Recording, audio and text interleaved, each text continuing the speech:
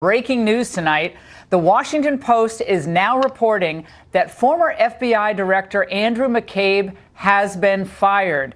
Yes, the embattled former FBI director we know what happened with him. We know that his wife obviously was running for state representative, got help from Terry McAuliffe. Of course, his PAC donated hundreds of thousands of dollars to her campaign. It was not revealed at the time, and that raised a huge problem. And he's been embattled now for, several months. A lot of us thought he would have been fired a long time ago. Remember, his pension, he would have kicked in his pension on Sunday. Yet, if he's fired today, looks like that pension will not kick in.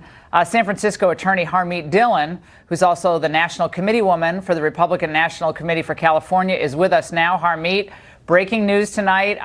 This really should have happened a long time ago. I don't know why they wait until 2 days before he would retire and his pension would kick in. But nevertheless, this is the news tonight. Your reaction? Well, I agree with you, Laura. I think this should have been done a while back. And the FBI Director Wray has already taken steps to remove McCabe from any positions of authority. But I guess the triggering event here is the Office of Professional Responsibility investigation and recommendation. And I guess the Attorney General did not want to act until he had that recommendation in hand and make the decision himself. So I'm glad this action has been taken. Clearly, Mr. McCabe was at the heart of a number of troubling controversies at the FBI, starting before the election and then continuing through today. So maybe this is the beginning of some reckoning happening at the FBI with this head rolling. And of course, there are others, Lisa Page, Peter Strzok, and others who are involved in these. Yeah, and we have the Peter Strzok news. Yeah, we have this Peter Strzok news that we're also going to get to, his relationship with the judge who has since recused himself. Let's go to Alan Dershowitz. Professor Dershowitz, this just broke minutes ago. The Washington Post, McCabe is out. Your reaction?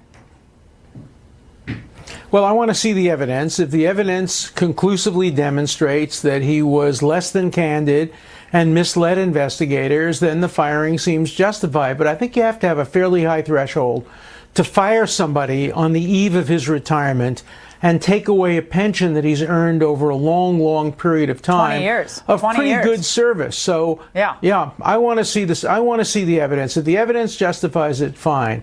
As far as Strzok is concerned, that seems to be an open and shut case for firing. Yeah, we're going to get to Strzok. Yeah, let's get to Strzok in a minute. Let's hold that separately because that's a separate issue involving the judge in the case, which, again, this comes out today after investigative reporter Sarah Carter breaks the story. Which, it's like we keep saying every day, it can't get worse, but it keeps getting worse. Joining us now, and we're delighted she's with us, is Sarah Carter, who broke the story about Peter Strzok's friendship with the judge in the case. Sarah, we were talking just a few minutes ago in the hallway. You said keep your eye out for the McCabe firing. It could happen. You have good sources in justice because it did happen. Tell us what led to this happening 2 days before he would have gotten his pension. It seems a little odd that it would be happening this late. Why did it take this long for the Office of Professional Responsibility to come to this decision? Okay, the Office of Professional Responsibility, OPR, did come to the decision that they wanted him fired after Michael Horowitz uncovered a lot of information on Andrew McCabe. The Inspector General. Exactly, the Inspector General at the DOJ. And that was then referred to OPR. And I think there's a lot of extenuating circumstances here. I don't think we've heard everything. I think there's a lot more than just misleading the IG and the FBI and also leaks, which is what has been reported, right? So we only know a little bit. Give us the 2 or 3 things that are the most egregious that have been out there that called into question his professionalism in handling his job. Oh, I think certainly the leaking to the media, number one. Yep. Also the fact that he lied. He basically lied to the FBI, to his own employers, and to the IG. And I think that about his relationship actually and his friendships with Strzok, about what was happening with the Hillary Clinton email investigation. And remember, he gave that information to the Wall Street Journal. Apparently, he authorized that. And when they broke that story, and then he went back and the IG said, hey, were you responsible for authorizing these leaks? He said no. That's according to sources that I've spoken with. But I think this goes far beyond that. I think they're also looking at possible criminal charges, and that could be very serious. Wow. Alan Dershowitz and Harmeet. Let's go to Harmeet first. Criminal charges against Andrew McCabe. This is the second time I've heard this today. The earlier time was about 2 o'clock in the afternoon from one of my sources in the Justice Department today that said, you all know just a little bit of what's gone on with Andrew McCabe. Again, 20-year veteran of the department, very well respected for years. And yet, apparently, we don't know what the OPR knows and what the Inspector General knows. So we'll be finding out in the coming days. Harmeet. Yes, I would have to agree with Sarah. It seems hard to believe that he would get fired for simply the leaking, although the leaking is obviously very egregious. The Wall Street Journal story that came out that was the product of those leaks was, clearly attempted to paint his role in a different light than was true, and a lot of other politicking going on in that story. So that was pretty shocking. But this seems like turnabout is fair play in a way. We all know, we've seen the stories about how, General Flynn has been indicted and asked to plead guilty on charges of a lie to the FBI, and where you have the FBI number 3 in command and temporarily number 1 in command lying himself to other FBI agents, it seems appropriate to hold them to the same standard. Professor Dershowitz, again, this is wild. On a Friday night, 2 days before a man who's served the government for decades and was very well respected before the Hillary email investigation, I think, took place, to be fired in this way, I have to take Sarah and her reporting to heart here. I don't think they would risk firing him were it not for some fairly serious information that has come to light and that will be reported by the IG.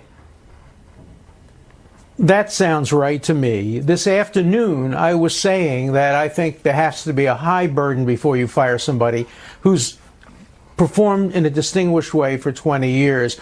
But I have a lot of experience with the OPR, the Office of Professional Responsibility. They don't generally go after their own. They generally whitewash their own. And when the OPR comes to this conclusion, you really have to give it some credibility. I still want to see the evidence, but I bet you we'll see evidence that's far more compelling than what we've heard about up to now. And when they're talking about criminal charges, that sounds very, very serious. It's distressing because I had a lot of respect for McCabe based on what people who've worked in the FBI have told me over the years. But you can't have a double standard. You have to have the same standard for Democrat, for Republican, for people who've been in the FBI, and for civilians. And if that standard has been met for criminal prosecution and for firing, so be it. And folks, we just got the Attorney General's statement, which I'm going to read. He writes, the FBI expects every employee to adhere to the highest standards of honesty, integrity, and accountability. As the OPR proposal stated, all FBI employees know that lacking candor under oath results in dismissal, and that our integrity is our brand. Pursuant to Department Order 1202, and based on the report of the Inspector General, the findings of the FBI Office of Professional Responsibility, and the recommendation of the department's senior career official, I have terminated the employment of Andrew McCabe effective immediately. He goes on to say, the FBI expects every employee to adhere to the highest standards of honesty, integrity, and accountability. And then he went on to say, both the Office of Inspector General and the OPR reports concluded that McCabe had made an unauthorized disclosure to the news media, Sarah said, and lacked candor under oath on multiple occasions. So this seems, in the way it's worded, this seems like an open and shut case. You cannot make exceptions even for someone with a very distinguished career as a civil servant, as a career professional. You know, people make mistakes for a variety of reasons, or people do things for a variety of reasons. I'm not going to try to get into his head, but I do not think the Office of Professional Responsibility and Sessions, with all of the media spotlight on them, would take this action were it not very serious. Sarah, you've been reporting on the Peter Strzok issue, which is another issue we have to talk to you about. His relationship with the presiding Judge Contreras in the case, when you published this today, I was reading this going, this can't be happening. Explain to our viewers what happened. Well, it was stunning. What we discovered was through these text messages, and actually it was the House Oversight Committee, their due diligence. Yep. I mean, they had sent people over and over again to the DOJ, and they finally pieced together what was redacted, what was handed to them. So they got to see semi-redacted documents that showed that Peter Strzok had a very close friendship with Judge Contreras. This not is revealed. Not revealed. Disclosed. Not disclosed. That's the outrageous. DOJ did not disclose this. So, I mean, remember, we were all left wondering, why did he recuse himself? So, on December 1st, 2017, Michael Flynn goes before the judge. He pleads guilty. That's Judge Contreras. On the 7th of December, 2017, Judge Contreras recuses himself. But now we know that he and Peter Strzok for a long time had been friends. And he also sat, on the crazy. He also sat on the FISC court. And Peter Strzok, FISA, yeah. Oh, yeah. So he was in the Foreign Intelligence Surveillance Court. He took care of the FISA applications.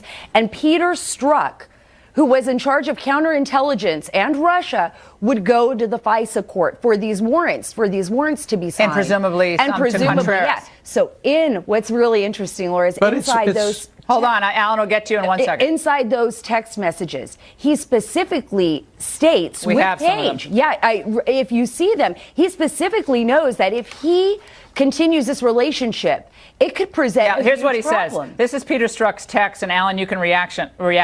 Contreras, super thoughtful and rigorous about ethics and conflicts, suggested a social setting with others would probably be better than a one-on-one meeting. I'm sorry, I was just going to have to invite you to a cocktail party. Yeah. Of course you'll be there. Have to come up with some other work people cover for action. Odd. And then it goes on, and there's other things as well. But Professor Dershowitz, that's wild. That's the smoking gun. The smoking gun is the attempt to meet with him surreptitiously with a cover so that nobody will be able to say that they met in a way that required recusal. This guy Strzok seems like he is really a piece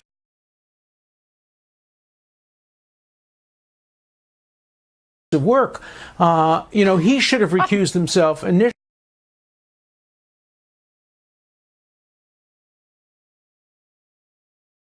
Improperly. He didn't know about the message. As soon as he found out about the message, he took him off the case. But Strzok knew that he had sent these messages, and he should have recused himself. He should be fired. He violated every possible rule of ethics in the FBI, and I think he has to go. I'm surprised he hasn't been fired up until now. Alan and Harmeet, he uses the phrase, with some other work people cover right, for action. There's the term cover, right. Laura. There's the term that's recusal. The smoking gun. Cover, Harmeet. He needs cover. No, I mean, and this type of ex parte communication is outrageous. And if this isn't a conspiracy, I don't know what is. You have multiple people, and there's a conversation there in the text messages about a dinner party for 6. So you have multiple people who are around Strzok and Page conspiring to somehow set up a conversation with the judge. I think it's outrageous, and in any federal court, a court should recuse himself. And we don't know why the judge recused himself. How stupid can he be putting everything in writing, everything in emails, everything in messages? He's a counterintelligence. This guy is supposed to be the best This is an unintelligent counterintelligence guy. Okay, we got a McCabe statement. God, everything happens on Friday night. This is why we're happy we're live. Okay, Friday night, this is McCabe's statement. For the last year and a half, my family and I have been targets of an unrelenting assault on our reputation. In my service to this country, and my service, the articles too numerous to count, have leveled every sort of false, defamatory, and degrading allegation against us. The president's tweets have amplified and exacerbated it all. He called for my firing. He called for me to be stripped of my pension after more than 20 years of service. And all along, we have said nothing, never wanting to distract from the mission of the FBI by addressing the lies told and repeated about us. And that's a pretty clear statement. I mean, he thinks it's all unfair. It's a total witch hunt. Sarah, I'll let you close it. Well, here's my question. How can he say that when it's his FBI? It's not the president. It's not the DOJ. It's OPR that is asking for him to be fired. Office of Professional Responsibility, which is staffed with career professionals. FBI, judging. That's right. Andrew McCabe, top of the FBI. And he had a lot of friends in OPR. So that should tell you something. Alan, his statement is defiant, Alan. It is, but if he thought people were after him, then he should have been so careful about how he responded. And yet, if people were after them, he gave them the ammunition by not being responsive, by being deceptive, by being untruthful. So he opened the door to allowing the OPR to make the kinds of conclusions that they came to. It sounds to me like he doesn't have much of a leg to stand on. I'm sympathetic to him, but it seems to me he's made his own bed. And Laura, he's 49. He'll be just fine. We've seen lots of people in the swamp do just fine without their pensions at the age of 49 in Washington, D.C. You note that in his statement, he doesn't deny the charges that the OPR leveled against him. And I think that's very telling as well. It's deflection to point to the president in his tweets. That's very fashionable in Washington, but I don't think he has answered any of the questions. What does this do, Sarah, to the integrity, whatever's left of it, of the Hillary email investigation, though? So now the guy who was leading the investigation, got Peter Strzok problems, we got McCabe fired. How does Comey fired? Yeah, of course, Comey gone. By the way, we have a photo of Jim Comey. We had a sighting of him today in McLean, Virginia. Do you have it, Nick? Can you put up on screen? He looked very concerned at Balducci's today. Do we have the picture? Yes. We'll get it in a second. But so he was spotted today. We tried to get him to come on the show. He said he'll think about it. So, but what does this say about the integrity of the Hillary email investigation before we get into what happened after that? Well, I with think Flynn and so forth. Well, I think this says a lot about the integrity of that investigation, or lack of integrity. And we're now waiting for the Inspector General's report, Michael Horowitz's report. And it's not just going to be one. It's going to be multiple series of reports. 1.2 million documents that he's obtained. And we're going to learn a lot more than just what happened here with Andrew McCabe. We're going to learn about Comey, and we're going to learn about that investigation. And I think it's going to be absolutely explosive, according to the sources that I've spoken with. Yeah.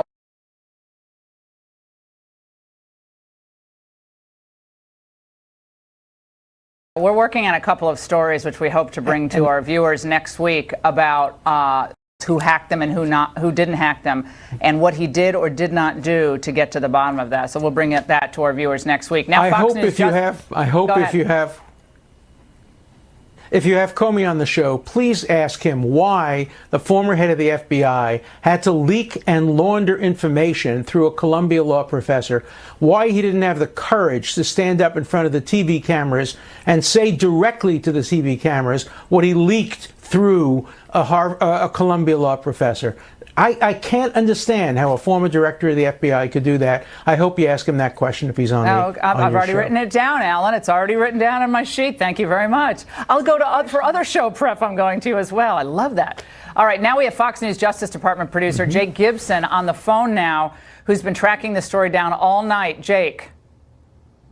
Hey, how are you, Lawrence? So we've been following this all day, and this has been a thing that is slow rolled out throughout the day that we kind of thought was coming, and now it finally popped. And the Attorney General basically said that he has terminated, as you know, former Deputy Director of the FBI, Andrew McCabe, tonight. And this all comes back to this IG report, and specifically on what he said to the Inspector General Horowitz and whether or not he misled Inspector General Horowitz. And that's what we know so far. There could be a lot more when the IG report finally comes out. What we know right now is that the Inspector General is not, and the Attorney General are not happy with the statements that McCabe made about what his role was in letting a reporter speak to one of his subordinates at the FBI. That part was fine. It's the questions that happen afterwards and whether or not he told the truth about that. That's what directly led to this. If you believe what we hear coming out from the Department of Justice today.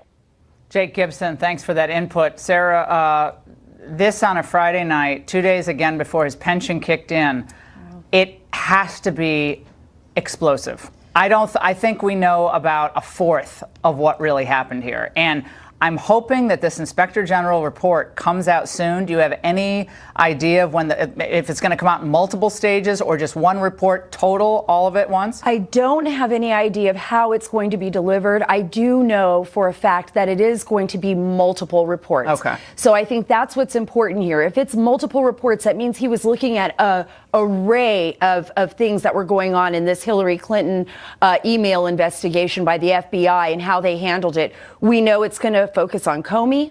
We know it's going to focus on McCabe, Peter Strzok, Lisa Page. The editing of the non-indictment indictment? Exactly. The editing of the non-indictment indictment. Also, what I think is going to be very interesting, he may have all the text messages, the SMS messages of McCabe that nobody's been able to get their hands on. And I think that's going to be very telling, too. We don't know how far people in the FBI went. Did they obstruct? Did they obstruct anything in that investigation? Yep. And that's going to be a really important question. And we already know what Comey's done. What was McCabe's role in that? And who else was involved? Professor Dershowitz, there was a point raised today on a variety of channels and in a variety of print publications that here we have the Republican Party, mostly Republicans, calling into question the wonderful patriots, public servants in the intel agencies. And how dare you try to call into question what the intel agencies are doing? And I was on the radio this morning responding to that, and I said, well, wait a second. I mean, these are people. First of all, they make mistakes. We made a big mistake at 9/11. We thought we had something we didn't. We've had history littered with examples of the intel agencies getting things wrong because they're making snapshot judgments with the information they have, and sometimes they're biased. Sure. I mean, they're like people. They're biased. So the idea that you can never call into question the ethics, integrity, or just judgment, forget any malfeasance, of the intel agencies, to me seems to fly in the face of the tradition of liberalism. And they've always called into question government actions. Of course. I mean, as a civil libertarian, I'm actually pleased to see this, to see the Republicans now coming out and questioning the intel agencies. The Democrats, who traditionally have done that through the Church Committee and others, are now saying, oh, no, no, no, no. Intelligence agencies never make mistakes. The Justice Department never makes mistakes. Everything's perfect when it comes to prosecuting. We're seeing a little bit of a flip here because, you know, we have the criminalization of political differences on both sides. And when that happens, you see people make hypocritical statements. But I'm thrilled that we're seeing critical analysis being done of the intel agencies. That's very, very important. I think it's important whether you're a Republican, whether you're a Democrat. We need accountability. Who will guard the guardians? And the guardians are people today who have access to the intelligence. And so I'm so happy that we're seeing a more critical eye being looked at intelligence gathering, being looked at who is doing the investigation. I think that's very healthy in a democracy. All right, we're going to continue this. We're not taking a break. The news is too big. Joining us now on the phone, retired FBI Special Agent Bobby Chacon. Bobby, again, Friday night, firing Andrew McCabe, one of the more well-respected civil servants in our FBI, really of the last 25 years. He had a fantastic reputation until he got mixed up with the Clintons or examining the Hillary Clinton private email server. Your reaction to the news of the night? Well, I'm not surprised, and I'm kind of heartened by it. I mean, look, I was a special agent for 27 years at the street level. I was a working agent. I chose not to go up into management. If I had done the same transgressions as Andrew McCabe had done, I would have been fired before now. So it's very important. There's a history in the FBI of discipline being meted out differently by to the street level agents and to the senior executives. And I'm glad to see that in this case, where you have a lack of candor, which is, by the way, from day one at Quantico in the FBI Academy, they nail into our heads that lack of candor is the biggest thing that'll get you fired. Lack of candor is a key. It's almost always worse than whatever you've done to hide the lie is the lie itself. So day one at Quantico, you're told, don't lie. If you get caught doing something wrong, take your lumps, take your discipline, but don't lie about it. If you lie about it, you're almost assuredly going to be fired for it. And lack of candor is the number one reason FBI agents get fired. And you know that going in. It's not a surprise. All of us actually were expecting it, and morale would have been taking a big hit on the street level if this guy was not fired for lack of candor. Once the IG said we found a verified lack of candor, then he needed to be fired because a street agent would have certainly been fired. Harmeet, I want to go back to you. It looks like this IG report in the investigation continues. That one of the reasons why the report has not yet been issued is because our sources are telling us they keep learning more by the day. Again, they're examining all of the sensitive investigations leading up to the presidential election in 2016. So the Hillary email investigation, perhaps, of course, bleeding into the Russian meddling investigation. This is not an isolated, narrow investigation. It seems to be getting broader, which is one of the reasons why this report could be delayed. It might not come out when we thought it was going to come out. And it has to lead us all to conclude that we are, again, just skimming the surface so far of what we know about potential biases in this investigation, Harmeet. Absolutely. And one of the investigations that you didn't mention is the Hillary Clinton Foundation investigation. And that was actually the subject of that Wall Street Journal article that grew out of the leaking from the 2 FBI agents that was authorized by McCabe. So we see this, it's not an exaggeration to say it's a web. And, you know, you see a few people in the middle of it, but the web seems to be spreading. And there's 1.2 million documents we're aware of that the Inspector General is looking at. That's a huge amount of documents. It doesn't surprise me it's taken this amount of time, but we have by no means begun to see the end of it. Like I said, I think that this firing today may be the beginning of the reckoning happening in the FBI, which will be for the betterment of the agency. And as a Republican civil libertarian, I have to say that, unbridled power that the government has is of deep concern. Republicans have begun to wake up when we see the Michael Flynn investigation. It was shocking. And that's a good thing for our country. We're the party of limited government, and we need to respect that and honor that and get back to that tradition. I'm so glad you said that, Harmeet. And Alan, here we have liberals and conservatives agreeing. Thank you. This is where civil libertarians, conservatives can agree. Unbridled power. Unchecked power to spy on American citizens for flimsy reasons, as they did with this Carter Page. Anyone looking at Carter Page, talking to him for more than 5 minutes, knows the idea that Carter Page is like working with the Russians to throw the election is ridiculous. I'm sorry. I would bet my house on it. It's ridiculous. Alan, go. Well, remember, there's one other possibility of how information may be forthcoming. That is, McCabe may sue under his contract to get his pension. And there might be discovery and a trial. And that would be a way of getting even more information that maybe the OPR doesn't want to produce, but would have to produce as part of discovery to justify their actions, because he has a remedy under law. Well, his remedy under law is very limited, though. FBI does not have the same protections of the Merit Service Protection Board as other federal employees. So I think he's very limited, frankly. Let me read a little bit more. We have more now from Andrew McCabe's statement just released, guys, after his firing tonight. He writes, the OIGs, the Officer Inspector General, focus on me, and this report became a part of an unprecedented effort by the administration, driven by the president himself, to remove me from my position, destroy my reputation, and possibly strip me of a pension that I worked 21 years to earn. Sarah Carter, he is focusing on the president, and I think that the fact that he's going back to Trump tells you a lot more about Andrew McCabe. He is furious at the president. It's directed at the president. He's going to get a lot of attention because of his focus on the president. Well, this is what's so interesting. He believes this is all about the president. No, this is about his colleagues at OPR who found him the lack of candor, who found he had lying. Plain and simple, he lied. A lot of former FBI agents that I've spoken to and current said, I hope he's fired. Is he going to get fired today? That's all I kept hearing all day, because they realized that if they had done this, they would have been fired too.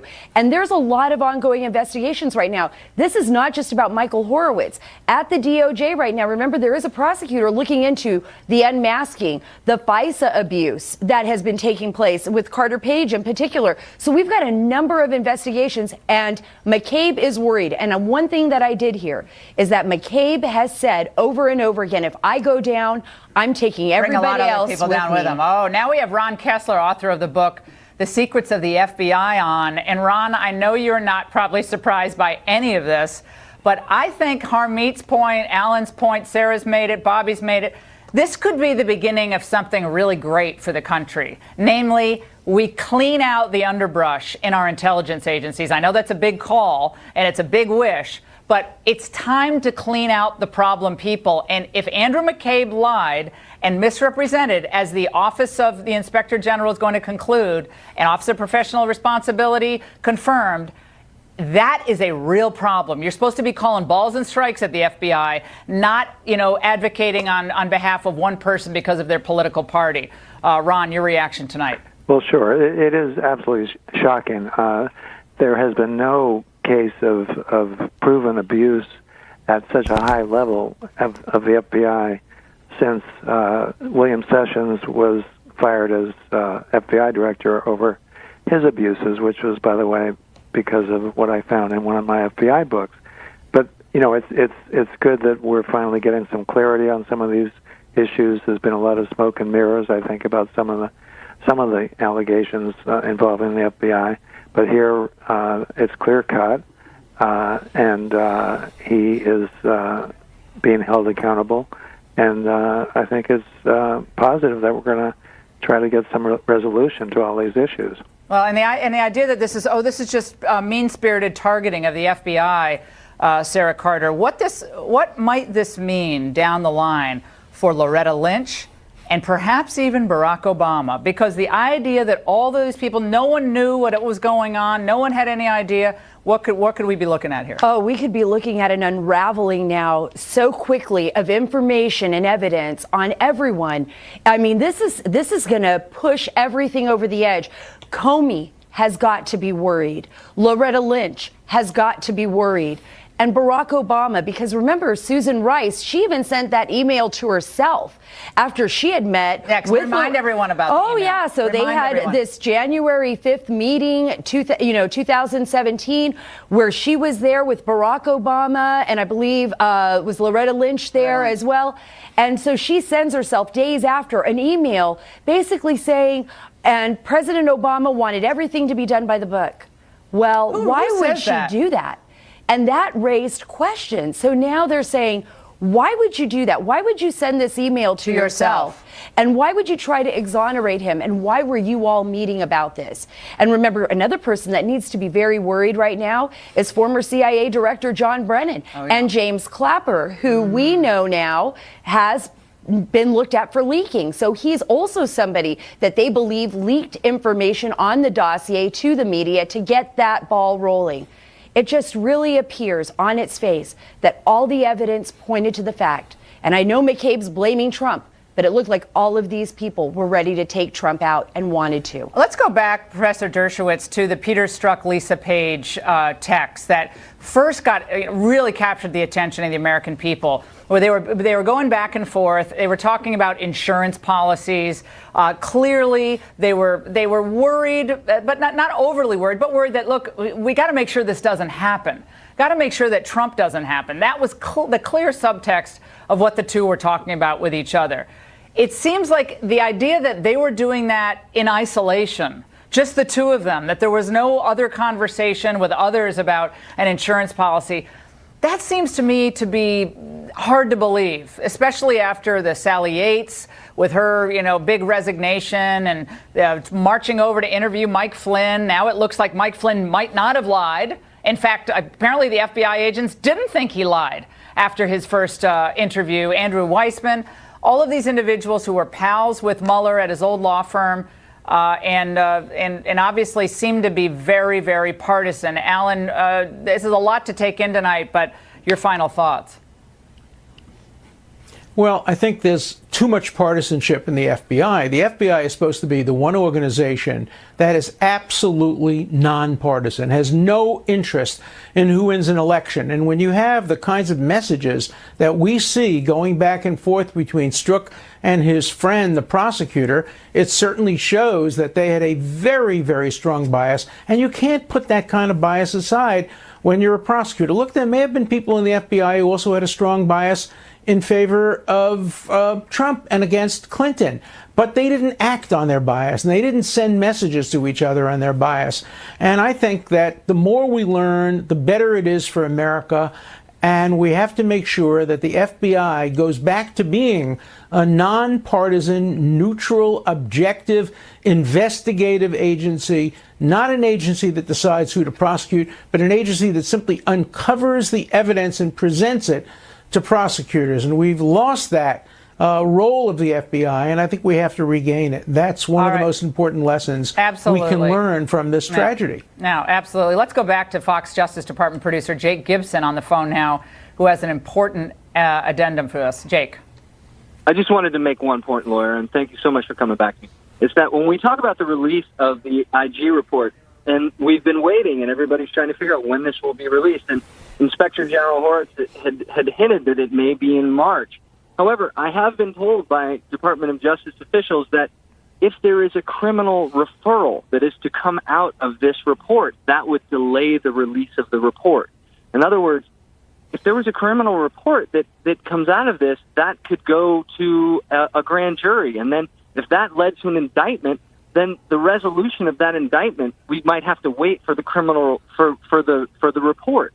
So you can read the tea leaves there, if you know what I mean. Well, Harmeet, if there is a criminal referral coming out of the investigation that is part of this entire morass that involves President Trump and the Hillary Clinton email, I mean, is that not tainting the entire investigation? I mean, I'm not saying this in a partisan way, but if I was the subject of an investigation and I heard, well, these guys are sending emails and then this other guy's lying and he's leaking, it seems like that entire thing has to be thrown out. And I know that sounds extreme, but if I were the subject of the investigation, that's what I'd be arguing in court. It's that the whole thing is the fruit of the poisonous tree.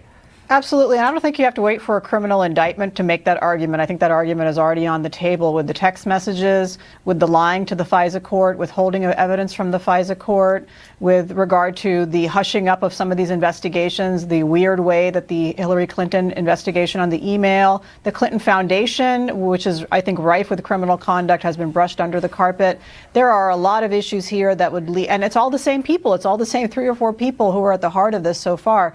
So I think all of that, if I were a defendant, I would be absolutely jumping up and down and raising those issues already, regardless of the criminal investigation. And obviously, go ahead. But remember one thing. It's very important to distinguish between ethical violations, which is what the OPR looks at, and criminal conduct. Again, let's not slip from unethical conduct or bad conduct into crimes. We have to know what crime it is that was committed.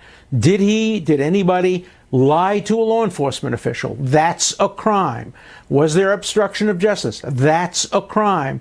But simply not being candid or withholding information from the FISA court, that's unethical, but probably doesn't cross the line into criminal conduct. Yeah, materially misleading the FISA court, however, Alan, I think you said this on the show a few weeks ago, depending on what it is and for what reason you're doing it and the predicate that precedes all this, that could be criminal. I mean, if you are materially withholding information because you know that information could change the outcome of the decision on whether to grant the warrant, you're right. It's on a line, but you're right. We shouldn't just blow to the, a crime was committed here. Joining us now on the phone is George Washington University law professor Jonathan Turley, who's been watching these events unfold tonight. Professor Turley, your reaction to the firing of Andrew McCabe 2 days before his 50th birthday, when his pension would have kicked in after 20 years of service at the FBI. Professor. Well, I'm not surprised by the decision. Some of us said it was very likely that he would be fired. The reason is that this is an exceedingly rare recommendation coming from the Office of Professional Responsibility. It's virtually unheard of for someone who held the position of McCabe. So it was very unlikely, in my view, that Jeff Sessions would not follow that career advice. He followed that advice in his own recusal. He yielded to career officers who had recommended that course. So I've said before, I thought it was very likely that he would do precisely what he did tonight. What is, I think, a more difficult question that will be presented for the Justice Department is how they will go from here, because the suggestion is that the Inspector General found that McCabe intentionally misled their investigators. That's almost indistinguishable from what they charged Michael Flynn with. Exactly. That's a good point. So the question that's going to be on the table here is one of continuity. Flynn is accused of lying about not the meeting with the Russians, he apparently admitted that, but simply talking about sanctions. Sanctions. The meeting with the Russians was not illegal. In this case, McCabe is accused of misleading investigators on something that was a violation of federal rules. And so I think the question will be raised as well, is this simply a matter of a pension, or because for Flynn it was a matter of prison? Yeah, it can't be. 18 U.S.C. 1001. And now it looks like Michael Flynn might not have had that requisite intent to lie. We're going to keep hearing about it. He's trying to withdraw perhaps that guilty plea. We're going to keep this panel going. Let's bring in Republican Congressman from the great state of Wisconsin, Sean Duffy. Sean, we knew you were going to be on, so we have a big breaking news night. We got Andrew McCabe, Deputy Director of the FBI, fired right before his big pension was going to kick in. Huge controversy swirling around this. Some already crying foul, saying this firing is political, but it was done at the behest of the Office of Professional Responsibility, which is not a political office, and their conclusions about his conduct apparently devastating. Congressman Duffy. Yes, although I've criticized Jeff Sessions quite a bit, that he actually held back a little bit and waited for the Office of Professional Responsibility to give us a recommendation in regard to Mr. McCabe. I think he handled it correctly. But Laura, no one gets fired in the swamp. That we have a former head of the FBI who's now fired, I think shows that the system actually can work. And I look at the FBI, I mean, not the boots on the ground, but at the top of the FBI, this place is rotten. And thank God Donald Trump was elected so we can start clearing out all of these rotten individuals who are playing partisanship with one of the most powerful agencies that exist in Washington. Think back to Lois Lerner. I mean, Lois Lerner at the IRS, who targeted conservatives and conservative groups. The status quo was you leave those people in, you let them retire, and you let them get their pensions. Under Donald Trump draining the swamp, you start firing people who violate the ethics within their agency or violate the law. This is a great thing. Yeah, there's Frank Montoya Jr., former senior FBI official, saying that this is a political hit job on McCabe, his supposed ideological bias, the fact his wife ran for office as a Democrat, the attacks on his competence are way out of line. Sarah. Again, no, because this can't be a political hit job if OPR, the Office of Professional Responsibility, got documentation, provable facts that he violated his oath as an FBI agent and lied. And who did he lie to? He lied to the Inspector General. He probably lied to other FBI agents. And this could be leading to criminal charges. So, no, I'm sorry. I know they want to defend him. He did serve his country. It's a tragedy that we see this happen before everyone. But we really need to know the truth. And the FBI, as well as other agencies, really need to be cleaned out. Was he under investigation before the Trump administration? Was this investigation predating Donald Trump? Because I keep hearing whispers about that. Well, there are whispers, and part of that is due to the fact that he was under investigation for possible Hatch Act violations. He was referred by Senator Grassley as well to be investigated for not appropriately disclosing the amount of money his wife got from the unsuccessful bid for the state Senate in Virginia. Terry McAuliffe. From Terry McAuliffe. His PAC. Yeah, and so there were some issues there. Also a sexual discrimination lawsuit. There were issues there that he had to deal with. But this investigation spiraled out of the evidence that came forth when we started to realize McCabe was at the center of this, Comey was at the center of this, text messages, the investigation that Michael Horowitz has done exceptionally well at. Am I good to roll? Yeah, go ahead. Yeah, let's go. Okay. Yeah, Sean, hold that thought for 1 second because we have Congressman Mark Meadows on the phone as well from the House Freedom Caucus, member of the Oversight Committee. Congressman Meadows, look, we for months have been saying, how did you have the same people who were investigating Hillary's private email server also oversee the investigation into Donald Trump's possible collusion with the Russians? We saw that with Peter Strzok. We then found his text messages, and now the conclusion by the Office of Professional Responsibility about Andrew McCabe leading to his firing tonight. Your reaction to this huge breaking news night, Congressman Meadows?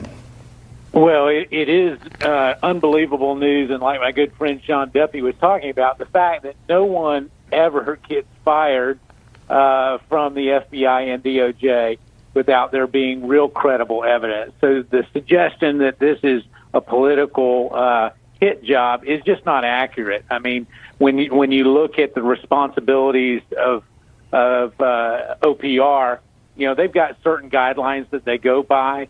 But what it does call into question, Laura, is this: is if you have now Peter Strzok and Andy McCabe both having questionable, actions on their part, what does it mean about the whole investigation and what has led up to that? I can tell you there's more information coming. The Inspector General is doing a very good job. But this action tonight would not have happened if there was not credible wrongdoing on the part of Andrew McCabe. What about the morale of the FBI at this point? We've heard for some time that there's been a desperately low morale. The credibility of FBI being questioned over the last few years, even going all the way back to 9/11, of course, with the CIA and the intelligence there. But the intel community, they have this vaunted reputation. They're there to protect us. So what about the FBI's morale, Congressman Duffy, at this point? Can it begin to recover? Will this be seen as a shot across the bow? A professional cloud hanging over the FBI. They just want to do their job. There's good people there. I agree. They show up, they sign up to serve their country in the FBI or the DOJ. And when you have the top of an agency or a bureau that's rotten like this, it's disheartening. But I think you give them hope when you start to clear it out and say, we're going to get back to the basics, back to an honorable organization. And so I think this is the beginning of a new and fresh start for the FBI. But Laura, what I think is interesting, though, we've been wondering, how did all these leaks happen? How are all these stories getting into the press over the last year and a half on Donald Trump and the investigation? And now we see that it was coming from Andrew McCabe and from James Comey himself. The question I have is, remember when Comey went and briefed Donald Trump on the dossier? No one reported on the dossier until someone leaked that Comey was actually briefing the president the president-elect, Donald Trump, on the dossier. They leaked that to CNN, and all of a sudden, every news outlet could report on the dossier. The leaking that came, I think, from the FBI and the DOJ was advancing their story against Donald Trump, and it wasn't some low-level people. It appears from the information we're now getting is it was coming from the very highest level of the FBI and the DOJ. Well, and the leaking continues, by the way. The leaking isn't over. The leaking continues, whether McCabe is there or not. By the way, we have more from Andrew McCabe's statement. This is the gift that keeps on giving. He says, this is on the special counsel, he says, this attack on my credibility is one part of a larger effort, not just to slander me personally, but to taint the FBI, law enforcement, and intel professionals more generally. It is part of this administration's ongoing war on the FBI and the efforts of the special counsel investigation, which continue to this day. Their persistence in this campaign only highlights the importance of the special counsel's work. Not to say, Alan Dershowitz, that he's prejudicing the special counsel's work. There's not that Andrew McCabe thinks the special counsel has enough to write an impeachment report against the president. I think that part of the statement is very revealing. Your reaction? Yeah, well, first of all, the one office that the president cannot influence is the Office of Professional Responsibility. Let's assume McCabe is correct, that the president wanted to get rid of him. Let's even assume that the Attorney General wanted to get rid of him. There's no way they can influence the Office of Professional Responsibility. They are civil servants. They are career people. They are non-political. Nobody has ever questioned their credibility. They just can't do that. And so I think the real fallacy of his whole trying to politicize this thing is he can't get around the fact that the Office of Professional Responsibility is doing this. Now, I want to point out one irony. We're all talking about leaking. And if one result of this is if we can stop leaking from the government, we will all be so much better off. But how much of the news reporting that we've done tonight came from leaks? Yeah. The media loves leaking. The media lives by leaks, and yet we condemn leaks. I think we have to all get together and say, finally, the Justice Department, the FBI, have to stop leaking, even if that means the media doesn't get some of the stories it wants. You just can't have real justice by leaking. Well, but it's about the type of leaks. This is about the type of leaks. Look, when the dossier was leaked and it went out, remember this, it went out. Now we believe it's James Clapper. That's the information that I've received, that it was James Clapper that leaked the dossier to CNN and basically said that the president had been briefed. That gave it legs.